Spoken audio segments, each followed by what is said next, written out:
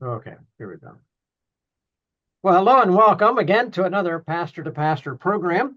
Dr. Jamie Mitchell and I here at the American Pastors Network are really glad to be back with you again in this regard and this effort to try and, Jamie's mostly comes out of your head because you're focused on this, and that is dealing with issues, identifying issues that are real, that are um, undeniable, put it that perspective, and that we all deal with, all of those who are particularly, because the focus of this is pastor to pastor, who are in the pulpit, called of God to shepherd a flock. And unless you have done that, or been involved in anything where you are shepherding and responsible for the lives and the growth and the marrying and the burying and all of those things that come with a pastor, people don't understand those challenges that come. We do, and we also know how many times it's very difficult. We've talked about in other programs for pastors to actually have someone to talk to confidentially because they're afraid because something's going to come back and go to the congregation or whatever. We all know the need. You do, we do. And so part of the purpose for these pastor to pastor programs to deal with some of those kinds of an issues and just in a very informal way. We're sitting here informally in our offices to come to you informally, man to man, leader to leader, and to talk about issues that are real. And we hope and we pray that this program today, as well as others in the past, will be helpful to you. Now, the one today, by the numbers, we know, I know now, just for the for the aspect of transparency, when I'm doing this program right now, I'm just days away from turning 70. So that's where I am in age. All right. Some of you listening may be older than that. You may be younger than that. But surely we know that the pulpit of America is graying. And so as we approach the end of our life, all of us, I'm going through it. I know you are. And that is, okay, what do I do when I begin to approach that time of 70 years and 10, when maybe, according to the numbers, I may not be thinking quite as well as I used to, or I don't have the energy that I did. And God's given you a ministry. Well, what do you do? How are you going to leave it? Are you planning to do so? And that's our discussion and our theme today. You could call it this way, the passing of the baton. Well, we're all going to do it. And perhaps you had a baton passed to you at one point. Well, what are you doing to pass it in an orderly fashion to someone who is coming behind? That's our discussion here today. So, Jamie, all the way through the scripture, when we go to Elijah, to Elisha, and the passing of the mantle, that's a really good one we can get an image of, or Jesus himself in the New Testament to his disciples. He called those who came with him. He trained them, he equipped them, and then he did tell them, I'm going to leave, but I'm going to come back. He said, but I am going to leave. And all of that was in preparation so that when he left, they were prepared in their head, by their hands and their heart, to be able to carry on that task that God the Father had given to God the Son. All right, now that's an example, but share some things now about perhaps from that model that we find from Jesus or others in the New Testament, and then lay it on, build out this aspect here, this passing of the baton. How important is it? How important is it? And then give some examples biblically. Well, Sam, what's interesting is the whole issue of succession planning is not new and novel. It's new and novel to the church for some reason. We're always a few years and maybe decades behind everybody else. but the world has been talking about this for years. I mean, companies have had secession plans. I have a friend who has a business, and he basically drills down on helping family-owned automobile dealerships transfer the leadership from the dad to the children, because it's a tenuous thing at times. Sam, in the financial world right now, in the next 10 years, they're looking at the greatest transfer of wealth from one generation to the next. And there's a great concern within the financial world is, will the next generation be able to handle all the money they're about to acquire? And so everybody and their brother have been talking about this.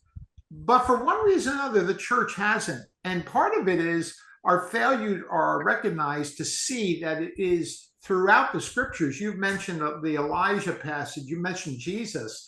How about Moses and Joshua? Mm-hmm. How about throughout the patriarchal system, and watching how even Jacob brings his sons all together, and he delineates what he wants them to do and how he wants them to do it. And then probably the most relevant one for the church today is how the Apostle Paul structured his ministry and life. He understood that it wasn't enough for what he did, but how he passed it along and prepared those who were going to be behind him to keep things going. Because Sam, the thing is at hand here is this, that if we're ministering and we're growing a ministry and we're building a church, or we're building a mission, whatever we're doing for God, and we're building this thing up, there seems to be a great waste of resources and money and energy and momentum and all of those things if we don't do some conscious thinking about what the future holds and who will hold the future in regards to leadership. When we can be we can be pie in the sky and say, look, it's God's ministry, he'll figure it out. But we don't do that about anything else. We don't do that with our children. We don't have kids and just kind of lay them on the side of the road somewhere and say, well, they'll just figure it out. No, we're very intentional about all these other things. But when it comes to church and ministry leadership, we have not been doing this. And I think we need to sit down and get a game plan for that. All right. And that's the purpose for the program today. So I'm going to be asking you some questions. And again, if you're watching us right now, all right, we're going to get into what are the difficulties? Who should take the responsibility? You, your board, the congregation, those kind of things, they're real. So we're going to talk them through. But Jamie, before we get into those things, let me just ask you to build out a little bit. You've touched on it, but what are some of what you'd say leading benefits for a planned, orderly, prayerfully done transition of a pastor to another pastor? What are the benefits to the church, and maybe to the pastor himself? And then what are some of the consequences of not doing that, not having an orderly, planned, and thought out transition, or as we've heard it, like the passing of the baton in a relay race? Give some of that first, and then we'll get into some of the reasons of the difficulties. Well, Sam, let's just talk about it this way. There are a couple of things. Number one, I see that there's a momentum issue. If the church is moving along with the leader, and you don't have at least somewhat of a seamless transition to who the next primary leader or leadership will be, and who will take it the next 15 to 20 years, there's going to be a loss of momentum, and momentum is costly. Momentum costs a lot, and it takes a long time to duplicate. And if you allow the momentum to really decline, then you have to get that whole organization and everything going in the right direction. Now, when that happens, you will naturally lose people. People follow leaders. if you can do a seamless transition, you give people an opportunity to get used to who the next leader is and show their commitment, their allegiance, their comfortableness. They listen, as a preacher, we all have a voice. And you want the people to be able to tune their ear to accept the new shepherd that they're listening to. And so you give the people a chance. Sam, there's a financial issue involved. People give to vision, they give to confidence, they give to leadership. If all of a sudden that leader is now gone and you've had a whole bunch of people who then leave, there's going to be financial things that are going to be involved. And if the church begins to take a hit financially, it takes a long time to recover. It takes a long time to get people to be committed to give and sacrifice at a certain level. And with all of that, then you have programmatic issues. Because if the church loses momentum, it loses people, it loses money. You may have to lay off staff. You may have to downsize or pull back on some of the programming you're doing. And so what created this church or ministry or mission and it being effective and making an impact and drawing people to Christ and all of that now is diminished. And in some respects, you got to start all over again.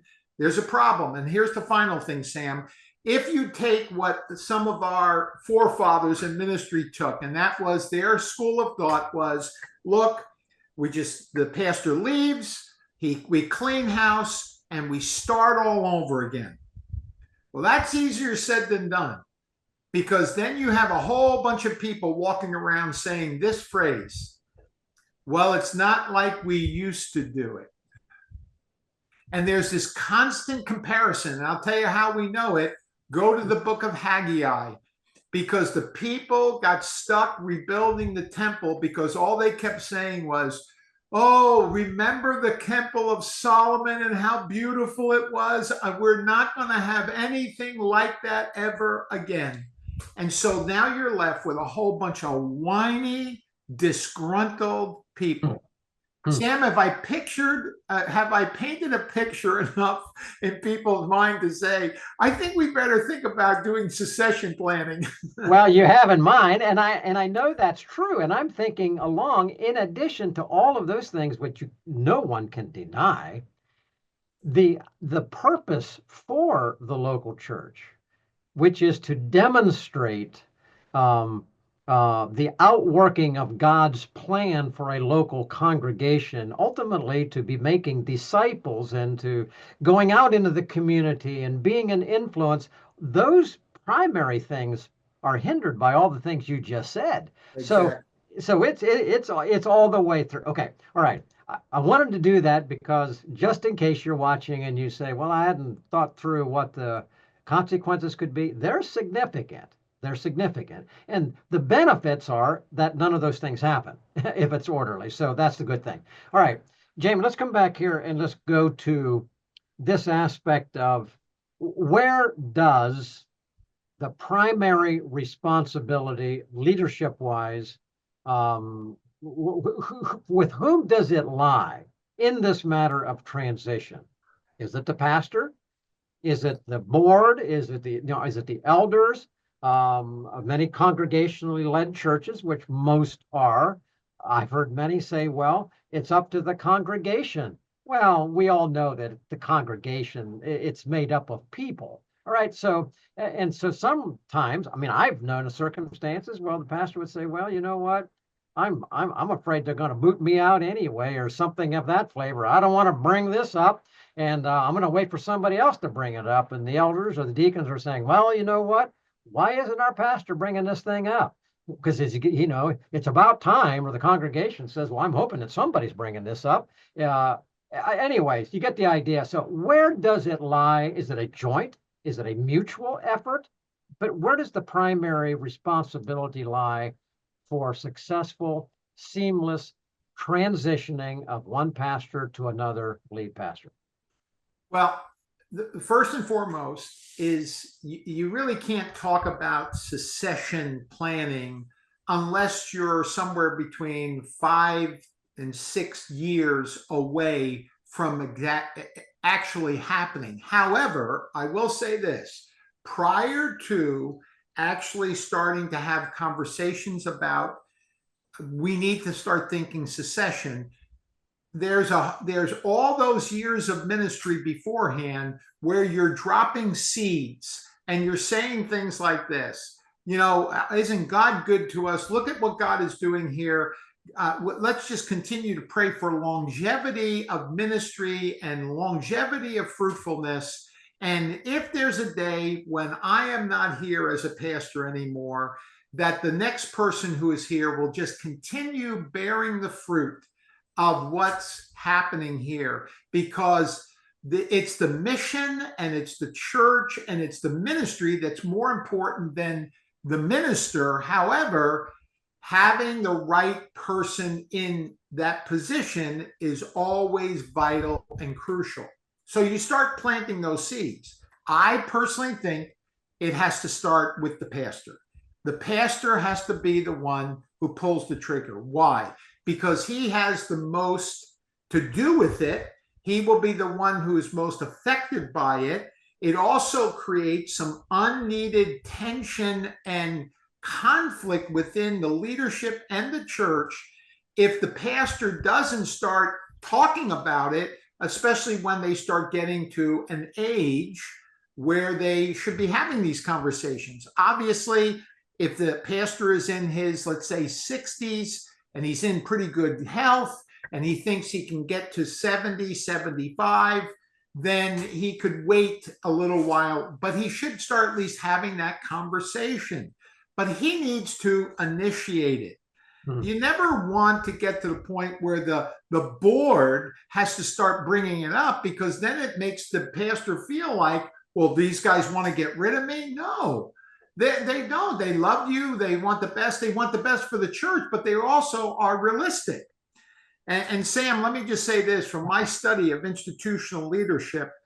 If a church has a 20 to 25 year factor, pastor has been there 20 to 25 years, or the church is 20 to 25 years old, there seems to be some institutional changing pains, growing pains that start to take place.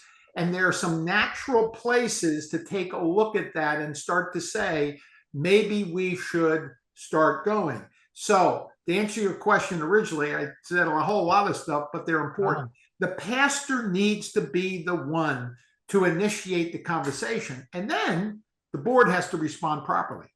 And I'm going to say, to add to that, to support what you're saying, and everything you said was really very, very, very good, is that you are correct. Though I'm in the position I am as president and founder of the American Pastors Network, I've made it very, very clear. God brought me into this as a minister of God in civil government first, and then brought along to me, for those you're watching, then opportunities to preach around the world. But as a pastor, as we're talking right now, I have not pastored a church. My flock was my constituency. And that's how I viewed it. And that's a discussion for another day as a minister of God, Romans 13. So I want you to understand that. So I'm going to say this, Jamie, to what you were just saying. And that is this: only the pastor in the church, the leader, to whom the deacons, the elders, the congregation have given their allegiance and given honor and recognition that that man of God is being used of God to guide that congregation. Only that individual in this kind of a discussion can give the freedom, and that's the key word, give the freedom for discussion, because otherwise it's just exactly what you said. If a deacon or an elder is forced to bring up this idea, it doesn't have to, but it can more often than not go sideways very, very quickly. And it's, now I feel threatened. Not the case, but it can happen. So I wanted to bring that up and just say it's so important. And I agree with 100%. The pastor, by taking the lead on this discussion and opening it up, just prevents so many, many, many issues. But let me just say this, Sam, that if for some reason you have an elder or a deacon, board member, even a trusted friend in the church, and you're, let's say, in your 60s, and they come to you and they say, hey, Sam or Pastor, or, what's your thinking about the future? You can interpret their motive and what they're trying to do. But as a pastor, we should not be upset by that, because it's just a natural thing. And hopefully, and I say this hopefully, that the pastor, when he gets that question, he says, you know what, that's a great question. I've been thinking a lot about that. I know I'm 62, and I really would love to, if God would give me the strength and the ability, I would love to remain here into my later 60s, maybe 70 would be a good age to start to really actually see transition. I would like to be a part of transitioning so that we can find somebody who will be the next pastor. I can invest time and we can hand this thing off to him. And then whatever role that the church would want me to and the new pastor would want me to be a part of, I would be willing to accept either whatever role within the church or to basically fade off into the sunset. But my concern is that the health and the well-being and the future of the ministry I've just devoted 20 plus years to, that's the kind of response a pastor needs to make. I absolutely, and I couldn't concur more. That makes a subject that is natural possible, and the freedom to do. All right, now let's go into that. Now, that's the ideal way. Can it be done? Absolutely, it can be done. Who should it be? The pastor himself should lead it, because he alone is in a distinct position. All right, let's back in now. What are some of the reasons why it's not done? Is it just because it's don't know what to do? Is it fear? What have you found? Why doesn't the pastor feel comfortable bringing up an issue like this? Lack of vision to do it. Maybe they come from the school of thought says, hey, that's not my concern about what the future is. I'm just going to retire, leave. You guys figure it out. I've served my purpose here, and then it's time to go. And again, it's a school of thought. I don't like that school of thought, but there it is. Sometimes that the church has not grown significantly for them to feel like, well, I need to have a succession plan, which I have to be honest with you, Stan, with 90% of the churches in America under 100 people, those are the ones who should take more attention to the whole succession plan, because they are most vulnerable for a church to then go off the rails or to find a new pastor and him start taking them in a different direction. They need a smoother transition. So lack of vision, the church doesn't go, they can't afford it. And here's what I mean by that. For a period of time, you may have to pay two guys on your staff, the senior pastor and the future senior pastor. Yep. And that may be viewed as a costly thing. Fourth thing would be resistance by the people.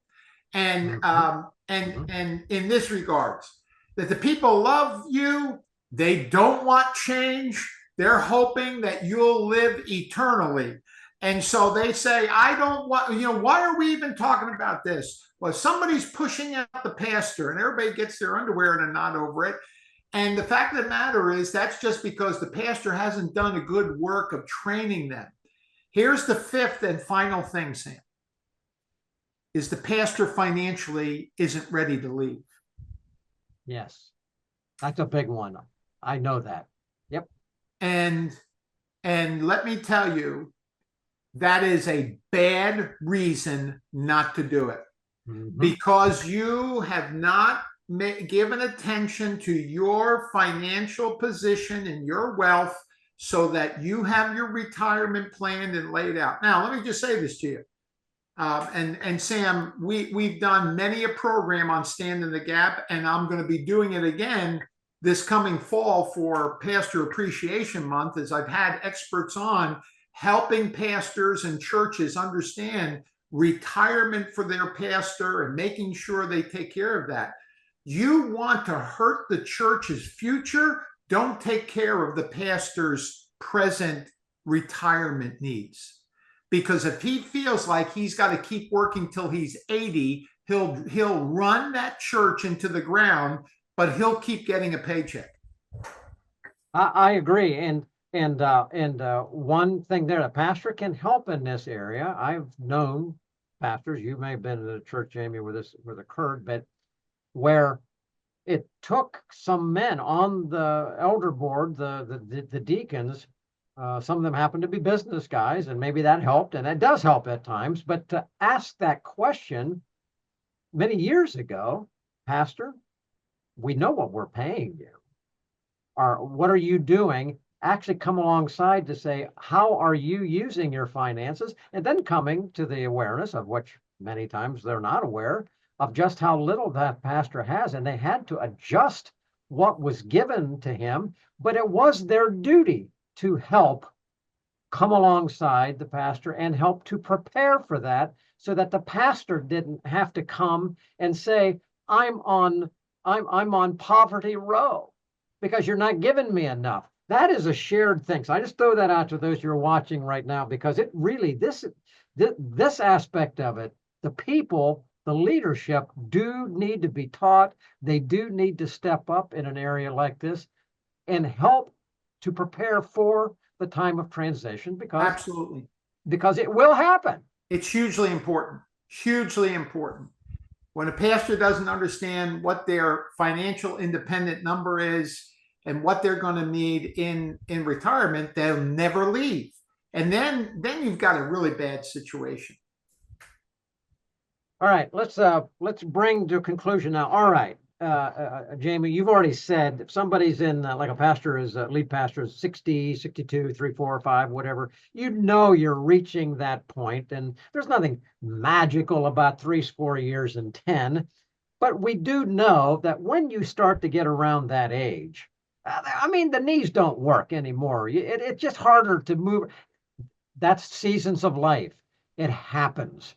So therefore, what are 3 or 4 practical suggestions that a pastor or a church could initiate to start the discussion? When should they, and how can they do it in a proper way to move it along so that what happens far too often, no preparations made, and they just wake up one morning and the pastor died in bed of old age, and now they're stuck. All right, we don't want that to happen. That's not the way. If a pastor is serious about it, he'll go to the board and say, men, I'm not ready tomorrow, but I think in the next coming years, I don't know how many years, but I think we're getting to the place where we're at least seeing the horizon here. And I think we need to start having some plans about secession. Step 1 is, I think that you put together a separate ad hoc committee or an ad hoc team empowered by the elders or the deacons, and you have a collection of 3, 4, or 5, no more than 5, including the pastor, in a group where you can start to brainstorm on what this might look like. Let me encourage you, a couple of things. Not have all elders or all deacons, have 1 or 2, but see if you can find former elder and deacons, maybe a younger upcoming leader in the business world who understands this, is not spooked by this. You have to have some upper management people, Sam, no offense, but you really can't have a line worker in a manufacturing business because he doesn't understand secession. He shows up to his job, he's going to get his 401k when it's all over, and he's going to walk away. You have to get somebody who is in that space of understanding transitions of leadership. Also, my suggestion is that they get some women on that team, because you're dealing with the wife of the pastor and the women in the church, and the hand that rocks the cradle rules the world. And I think you need to have some women in there to speak pink in a very blue world. And I think that's very important. Third thing is, I would say, get somebody in outside of the church who can help talk you through some of these. Either find a church or ministry that has done succession well, ask their leader to come in. You can ask myself. There's other people who do church ministry consulting to sit down in the early stages and start understanding purpose, goals, objectives, ground rules, and then begin to lay out a acceptable timeline. The big piece of all of this is at some point you're going to have to find somebody who will replace the pastor. So it's creating the profile of that person. And let me just say this, Sam, and I'll stop talking and let you ask me a final question here. But there is a bad thinking out there in churches when it comes to pulpit committees, and when a pastor even resigns or retires or leaves, a church will say, you know what, our pastor was like this. I think we should get a pastor who now is like this. And they go in and try to find somebody opposite. You know, if they find somebody who was a real strong leader and a great teacher, then they want to find somebody who is more of a counselor and a hand holder and somebody who I would love to have for a barbecue over. Well, I want to tell you right now, that's death to the organization. That's death to the church. Mm-hmm.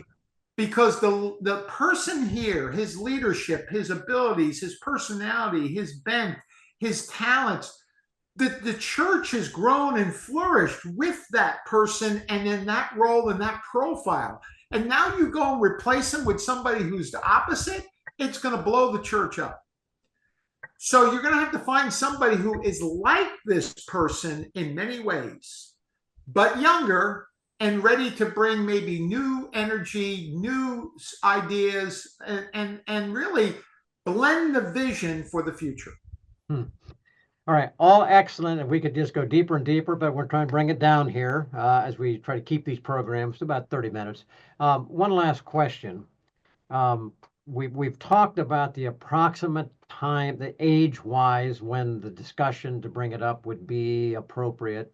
You suggested, you know, as we've talked about, the pastor should lead, provide the freedom for the leadership and the congregation to discuss what is on everybody's mind already, or it will be in a matter of, you know, days or years. So, and then to allow the discussion to progress naturally and with freedom. Now, here is the question. From a pastor's perspective, and I'm actually talking to folks right now on this matter, and that is this. Maybe the discussion has been, maybe they've actually begun the discussion 2 years ago, 3 years ago. Maybe they are now 69, 70, 71, and, you know, all of that. But they don't have a date set yet. And they're just letting it go by. Should a date be set at some point? Should a date be set in the pastor's mind at least, so that he is moving towards a fixed time, lest they have spent many years talking, but they never progress because a date was never set? So talk about the wisdom of setting a date, either publicly or at least in the pastor's mind. Well, obviously, there's no magic formula to this. It's almost like setting a wedding date.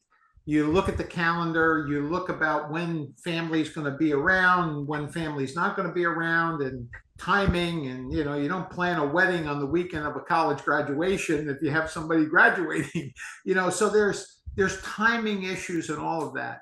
I guess what you're asking is, when do you announce this? You know, do you announce it? Well, I personally think within that small group of people, you can be very specific in saying, you know, I'm thinking that by July of 2028 is going to be when I'm going to be done. And here's why. I can then take Social Security. I'm going to have all my retirement, blah, blah, blah, blah, blah. My kids will all be married off, whatever it is. There's timing issues, but that small group of people know the date.